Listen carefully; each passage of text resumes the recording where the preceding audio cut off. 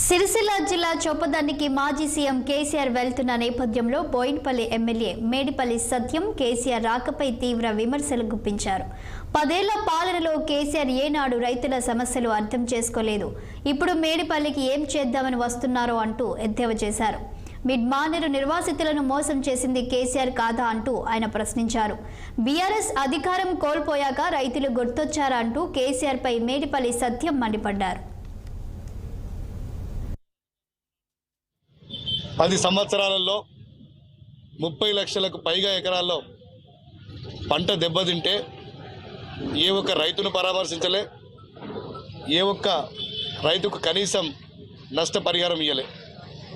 అంతెందుకు పోయిన సంవత్సరం ఇదే మార్చి ఏప్రిల్ నెలలో అకాల వర్షం వడగండ్ల వాన పడి ఈ చొప్పదండి నియోజకవర్గం మొత్తం కూడా పంటలన్నీ వరి కానీ మొక్కజొన్న కానీ మిర్చి కానీ భూస్థాపితమై రైతుల కళ్ళల్లోకి కన్నీరు నెత్తురు కారుతున్నా కూడా కనీసం పట్టించుకోలేనటువంటి దుర్మార్గుడు కేసీఆర్.